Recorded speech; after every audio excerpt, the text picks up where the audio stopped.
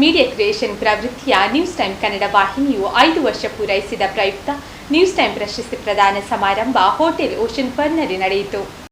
News Time Kannada ವಾಹಿನಿಯು ಆರಂಭಗೊಂಡು 5 ವರ್ಷ ಆಗಿರುವ ಹಿನ್ನೆಲೆಯಲ್ಲಿ ಇಂದು ಗಣರಾಜ್ಯೋತ್ಸವದ ದಿನದಂದು ನ್ಯೂಸ್ ಟೈಮ್ ಪ್ರಶಸ್ತಿ ಪ್ರದಾನ ಸಮಾರಂಭ ಆಯೋಜಿಸಲಾಗಿತ್ತು. ಮಂಗಳೂರು ಸಂಸದ ಮತ್ತು ಬಿಜೆಪಿ ರಾಜ್ಯಾಧ್ಯಕ್ಷ ನಳಿನ್ ಕುಮಾರ್ ಕಟೀಲ್, ವಿಕಲಚೇತನರಾದರೂ ಸಾಧನೆ ಮಾಡಿರುವ ಸಬಿತಾ ಮೋನಿಸ್ ಅವರಿಗೆ ಜೀವಮಾನ ಶ್ರೇಷ್ಠ ಪ್ರದಾನ ಪ್ರಶಸ್ತಿ ಹಾಗೂ ಜಗದೀಶ್ ಚಂದ್ರ ಅಂಚನ್ ಸೂಟರ್ಪೇಟೆ ಅವರಿಗೆ ಕ್ರೀಡಾರತ್ನ ಪ್ರಶಸ್ತಿಯನ್ನು ಪ್ರದಾನ ಮಾಡಿದರು.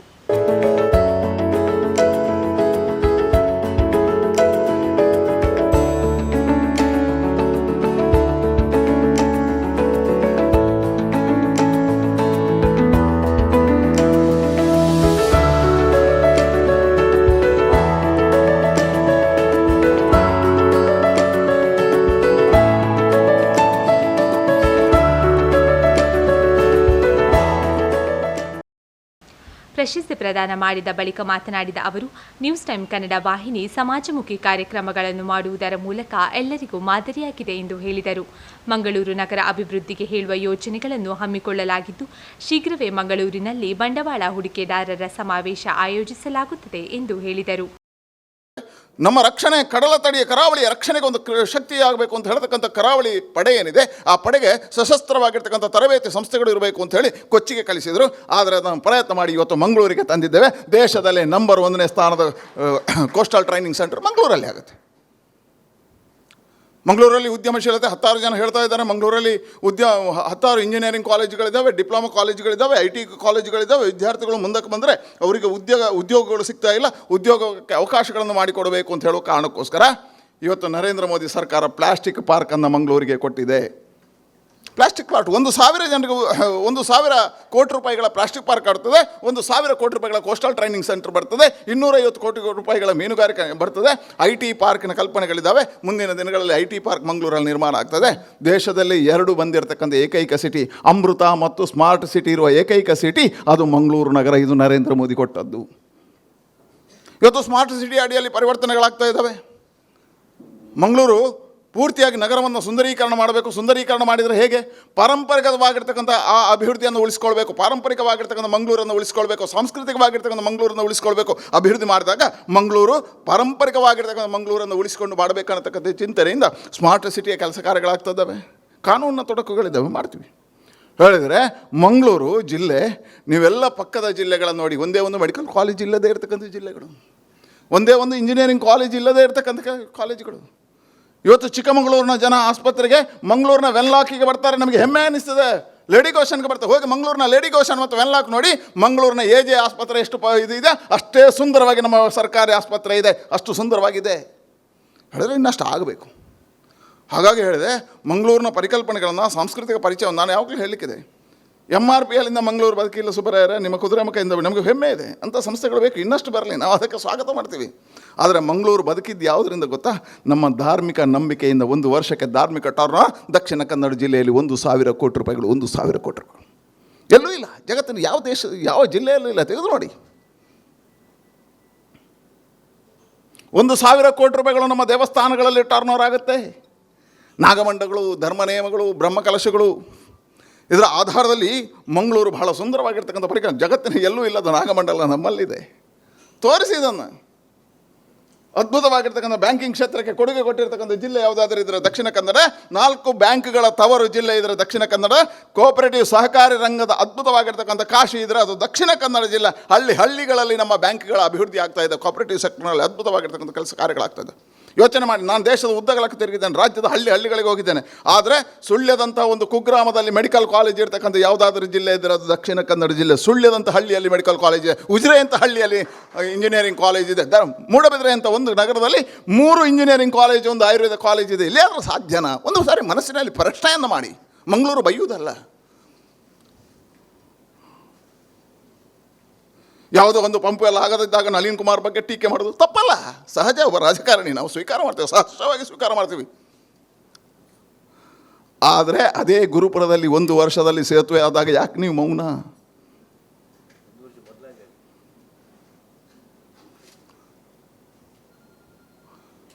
ರಾಷ್ಟ್ರೀಯ ಹೆದ್ದಾರಿ ನೀವು ಹೋಗಿ ನೋಡಿ, ತಲಪಾಡಿಯಿಂದ ಕುಂದಾಪುರದವರೆಗೆ ಚತುಷ್ಪಥ ರಸ್ತೆ ನಿರ್ಮಾಣ ಆಗಿದೆ. ತಲಪಾಡಿಯಿಂದ ಕಾಸರಗೋಡಿಗೆ ಹೋಗಿ, ತಲಪಾಡಿಯಿಂದ ಕುಂದಾಪುರ ಬೈಂದೂರುವರೆಗೆ 1 ಗಂಟೆಯಲ್ಲಿ ಹೋಗ್ಬೋದು. ಆದರೆ ತಲಪಾಡಿಯಿಂದ ಕಾಸರಗೋಡಿಗೆ 50 ಕಿಲೋಮೀಟರ್ಗೆ 2 ಗಂಟೆ ಬೇಕು. ಯಾಕೆ? ಕೇರಳ.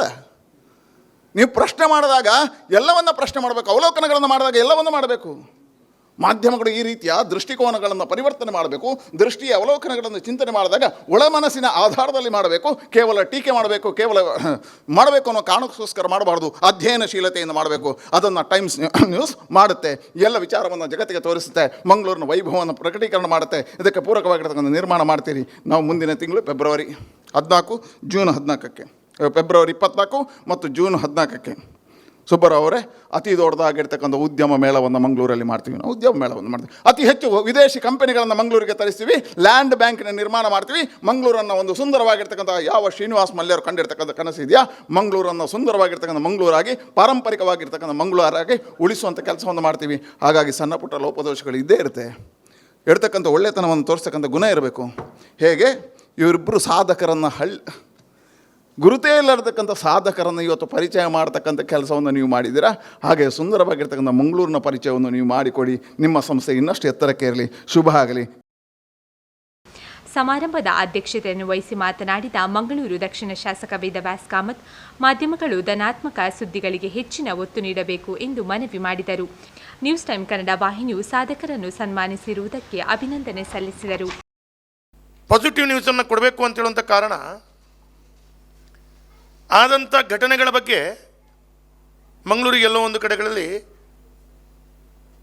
ಮಂಗಳೂರನ್ನು ಗುರುತಿಸಿಕೊಳ್ಳುವಂಥ ದೃಷ್ಟಿಯಲ್ಲಿ, ಮಂಗಳೂರನ್ನು ಗಮನಿಸುವಂಥ ದೃಷ್ಟಿಯಲ್ಲಿ ಭಾಳಷ್ಟು ವ್ಯತ್ಯಾಸಗಳಾಗಿಬಿಡುತ್ತೆ. ಇವತ್ತು ನಾವು ನೋಡ್ತಾ ಇದ್ದೀವಿ, ಯಾವುದೇ ಒಂದು ಕೆಲಸ ಕಾರ್ಯಗಳನ್ನು ಮಾಡಿದಾಗ ನಾವು ಒಂದು ಬೆರಳನ್ನು ಒಬ್ಬರಿಗೆ ತೋರಿಸಿದರೆ 3 ಬೆರಳು ನಮಗೆ ಪುನರಪಿ ತೋರಿಸ್ತಾ ಇರ್ತದೆ. ಹಾಗೆ ಮಾಧ್ಯಮದಲ್ಲಿ ರಾಜಕೀಯವಾಗಿರ್ಬೋದು, ಇನ್ನಿತರ ಯಾರದೋ ಒಂದು ತಪ್ಪನ್ನು ತೋರಿಸುವಾಗ ಒಂದು ಬೆರಳು ಅವರು ತೋರಿಸುವಾಗ ಮಂಗಳೂರಿಗೆ ನಾವು 3 ಬೆರಳು ತೋರಿಸಿದಾಗ ಆಗ್ತದೆ. ಆ 3 ಬೆರಳು ಮಂಗಳೂರಿಗೆ ತೋರಿಸಿದಾಗ ಎಲ್ಲೋ ಒಂದು ಕಡೆಗಳಲ್ಲಿ ಅಭಿವೃದ್ಧಿ ದೃಷ್ಟಿಯಿಂದಿರ್ಬೋದು, ಇನ್ನಿತರ ವ್ಯವಸ್ಥೆಗಳಿಂದ ಎಲ್ಲೋ ಒಂದು ಮಂಗಳೂರಿಗೆ ಆ ವೇಗವನ್ನು ಕಡಿತ ಮಾಡುವಂಥ ದೃಷ್ಟಿಕೋನಗಳಾಗ್ತದೆ. ಹಾಗಾಗಿ ಮಂಗಳೂರು ಇಷ್ಟೆಲ್ಲ ವಿಚಾರಗಳು ಇದ್ದುಕೊಂಡರೂ ಕೂಡ ದಕ್ಷಿಣ ಕನ್ನಡ ಜಿಲ್ಲೆಯನ್ನು ಮತ್ತು ಇನ್ನಿತರ ಜಿಲ್ಲೆಗೆ ಹೋಲಿಕೆ ಮಾಡಿದಾಗ ಇನ್ನೂ 2-2.5 ವರ್ಷ ಅವಧಿ ನಂದಿದೆ. ಈಗ ತಾನೇ ಸಂಸದರು ಒಂದು ಸಣ್ಣ ಮಾತನ್ನು ಹೇಳಿದರು. ನಮ್ಮ ಚಿಂತನೆ ಯಾವ ರೀತಿಯಲ್ಲಿ ಇದೆ ಅಂತ ಹೇಳಿದರೆ, ಬೇರೆ ಬೇರೆ ಸಣ್ಣ ಸಣ್ಣ ಕಂಪನಿಗಳು, IT ಕಂಪನಿಗಳು ಮಂಗಳೂರು ನಮ್ಮ ಜಿಲ್ಲೆಯಲ್ಲಿ ಸಣ್ಣ ಸಣ್ಣ ಭಾಗಗಳಲ್ಲಿದೆ. ಸಣ್ಣ ಸಣ್ಣ ಬಿಲ್ಡಿಂಗ್ಗಳಲ್ಲಿ ಅವರು ಇದ್ದಾರೆ. ಬೆಂಗಳೂರು ಮತ್ತು ಇನ್ನಿತರ ಭಾಗದಲ್ಲಿ ನೋಡಿದ್ರೆ ಅವರಿಗೆ ರೆಂಟ್ ಮತ್ತು ಇನ್ನಿತರ ವ್ಯವಸ್ಥೆಗಳಲ್ಲಿ ಅವರನ್ನು ವ್ಯವಸ್ಥಿತವಾಗಿ ಆ ಕಂಪನಿ ಮುನ್ನಡೆಸುವಂಥದ್ದೇ ಭಾಳ ಕಷ್ಟ ಆಗಿದೆ. ಅದರ ಮಧ್ಯದಲ್ಲಿ ಕೊರೋನಾ ಬಂತು, ಸ್ವಲ್ಪ ನಮ್ಮ ವೇಗ ಕಳ್ಕೊಂಡಿದ್ದೀವಿ ನಾವು. ಆದರೆ ನಾವೊಂದು ಭಾಳ ಸುಂದರವಾದ ಒಂದು ರಾಜ್ಯ ಸರ್ಕಾರ ಮತ್ತು ಸ್ಮಾರ್ಟ್ ಸಿಟಿಯಿಂದ ಮುಂದಿನ ದಿನಗಳಲ್ಲಿ ಯೋಜನೆ ಇದೆ. ಸರಿಸುಮಾರು 10 ಲಕ್ಷ ಸ್ಕ್ವೇರ್ ಫೀಟ್ನಷ್ಟು ಒಂದು ದೊಡ್ಡ ಉದ್ದಿಮೆಯ ದೃಷ್ಟಿಯಲ್ಲಿ ನಮ್ಮ IT ಪಾರ್ಕ್ ರೀತಿಯಲ್ಲಿ ಒಂದು ಮಾಡಿಸಬೇಕು ಅಂತೇಳಂಥ ರೂಪರೇಖೆಯನ್ನು ನಾವೀಗ ಮಾಡ್ತಾ ಇದ್ದೇವೆ. ಯಾಕಂತ ಹೇಳಿದರೆ ಎಲ್ಲರಿಗೂ ಸರಿಸಮಾನವಾದ ಒಂದು ವ್ಯವಸ್ಥೆಗಳಲ್ಲಿ ಮಂಗಳೂರಿನಲ್ಲಿ ಎಲ್ಲವೂ ಇದೆ. ನಮಗೆ ವಿ ಆರ್ ಹ್ಯಾವಿಂಗ್ ಎವ್ರಿಥಿಂಗ್. ಅದಕ್ಕಾಗಿ ನಮಗೇನು ತೊಂದರೆ ಇಲ್ಲ. ಹಾಗಾಗಿ ಆ ರೀತಿಯ ಚಿಂತನೆಯೊಂದಿಗೆ ಎಲ್ಲೋ ಒಂದು ಕಡೆಗಳಲ್ಲಿ ಉದ್ಯೋಗದ ಅವಕಾಶಗಳನ್ನು ಮಂಗಳೂರನ್ನು ಬಿಟ್ಟು ಬೇರೆ ಕಡೆ ಹೋಗುವಂಥ ಯುವಕ ಯುವತಿಯರನ್ನು ಕಂಡಾಗ ಮಂಗಳೂರಿನಲ್ಲಿ ಇನ್ನಷ್ಟು ಅವಕಾಶಗಳು ಮಾಡಿಕೊಡ್ಬೇಕು. ಯಾಕೆ ಅಂತೇಳಿದರೆ, ಈಗ 16-18 ಇಂಜಿನಿಯರಿಂಗ್ ಕಾಲೇಜ್ ಇದ್ದಾಗ ಕಲಿತು ಬೇರೆ ಕಡೆ ಹೋಗೋದಕ್ಕಿಂತ ನಮ್ಮ ಜಿಲ್ಲೆಯಲ್ಲೇ ಆಗಬೇಕು ಅಂತ ಹೇಳುವಂಥ ದೃಷ್ಟಿಯಲ್ಲಿ ಕೋನದಲ್ಲಿ ಈ ಕೆಲಸ ಕಾರ್ಯಗಳನ್ನು ಮಾಡ್ತಾ ಇದ್ದೀವಿ. ಅನಗ ರಿಫೈನರಿ ಪ್ರೈವೇಟ್ ಲಿಮಿಟೆಡ್ ಆಡಳಿತ ನಿರ್ದೇಶಕ ಸಂಬಶಿವರಾವ್, KIOCL CMB MV Subbarao, Adani UPCI ಅಧ್ಯಕ್ಷ Kishore Alva, Canara Bank general manager Yogish Acharya, ಅಲೆಮಾರಿ ಹಾಗೂ ಅರೆ ಅಲೆಮಾರಿ ಅಭಿವೃದ್ಧಿ ನಿಗಮದ ಅಧ್ಯಕ್ಷ ರವೀಂದ್ರ ಶೆಟ್ಟಿ ಉಳಿದೊಟ್ಟು, ಮೈಸೂರು ಎಲೆಕ್ಟ್ರಿಕಲ್ ಇಂಡಸ್ಟ್ರಿ ಅಧ್ಯಕ್ಷ ಸಂತೋಷ್ ಕುಮಾರ್ ಬುಳಿಯಾರು, ಕರ್ನಾಟಕ ಕಾರ್ಯನಿರತ ಪತ್ರಕರ್ತರ ಸಂಘದ ರಾಜ್ಯ ಕಾರ್ಯಕಾರಿಣಿ ಸಮಿತಿ ಸದಸ್ಯ ಜಗನ್ನಾಥ್ ಶೆಟ್ಟಿ ಬಾಳ, ದಕ್ಷಿಣ ಕನ್ನಡ ಜಿಲ್ಲಾ ಕಾರ್ಯನಿರತ ಪತ್ರಕರ್ತರ ಸಂಘದ ಅಧ್ಯಕ್ಷ ಶ್ರೀನಿವಾಸ್ ನಾಯ್ಕ್ ಇಂದಾಜೆ, ಸಂಸ್ಥೆಯ ನಿರ್ದೇಶಕ ವೆಂಕಟೇಶ್ ನಾಯ್ಕ್, ಸಂಪಾದಕಿ ಅನುಷಾ ಭಟ್ ಮತ್ತಿತರರು ಉಪಸ್ಥಿತರಿದ್ದರು. ಭಾಸ್ಕರ್ ಐಕಟ್ಟ ಕಾರ್ಯಕ್ರಮವನ್ನು ನಿರೂಪಿಸಿದರು.